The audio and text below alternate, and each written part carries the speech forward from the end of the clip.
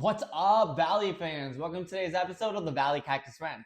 On today's episode, we're looking at how the D-backs are staying in this NL wildcard race and how they didn't make any many moves at the trade deadline. Who do they value more than making trades? And kicking off the Hall of Fame game, Carson Beck looked electric. And Larry Fitzgerald is finally in the Hall of Fame. We're going to look at what stood out in his legendary speech. Stay tuned.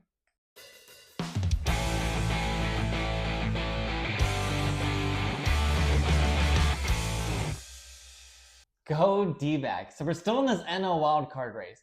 So we have the same record as the Philadelphia Phillies, but we still hold the second place in the NL wildcard race. So it's good that we have the tiebreakers on a lot of these teams. So we have the tiebreaker on every team that's below us. The Philadelphia Phillies, San Diego Padres, St. Louis Cardinals. So it's good. Even if we tie the record with them with this tight race, we'll still have the higher spot.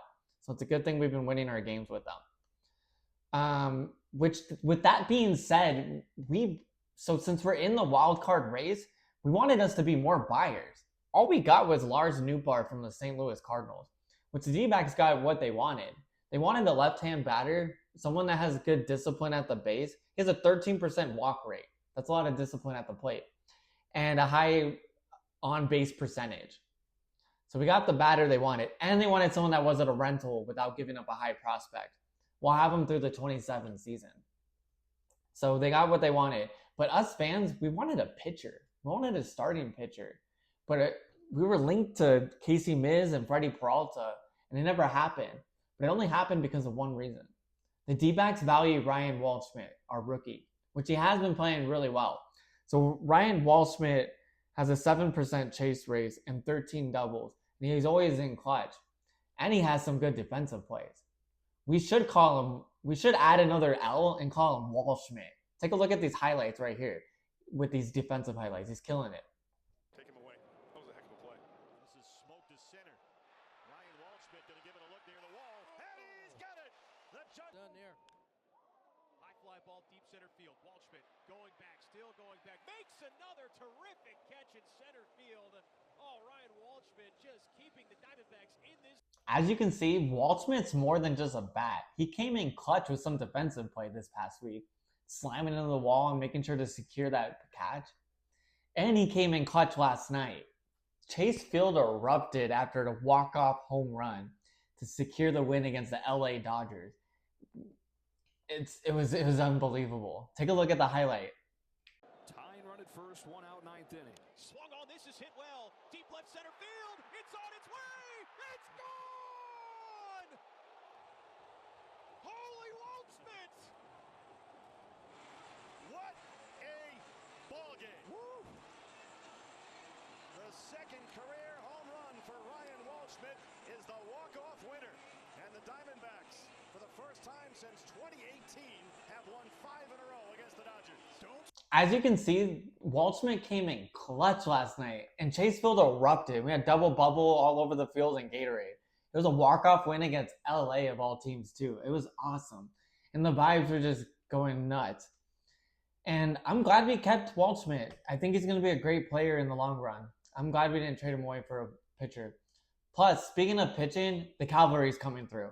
We have Justin Martinez that was on assignment and Soroka. They're both coming next week. And Justin Martinez is pitching over 100 miles per hour again. We all know what that means. Justin Martinez kills it as a closer when he's pitching lights out and over 100 miles per hour. I'm so excited to have those two back. And we might have Corbin Burnes in time if we make the NL wildcard.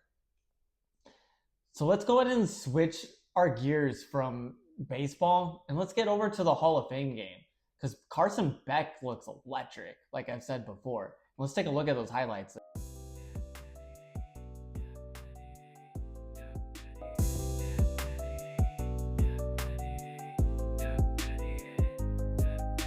Carson Beck looked good. It looked like another day in the office. He was comfortable. Like, this is just what he does.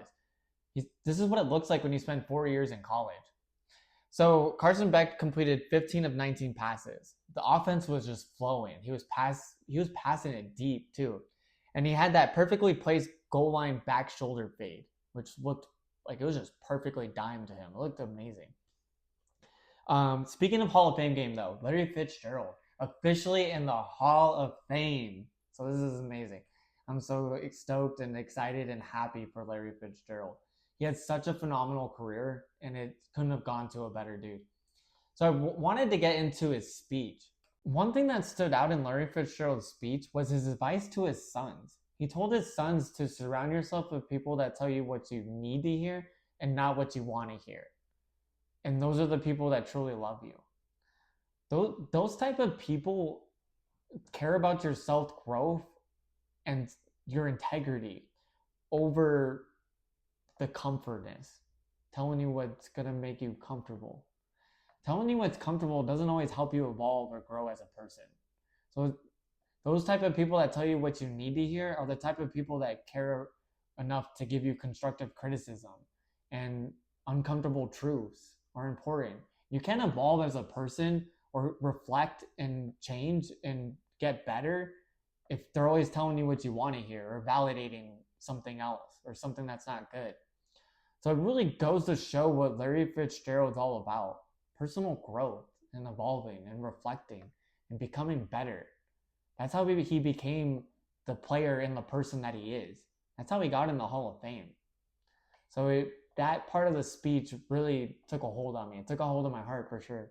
It made me think about a lot of different things.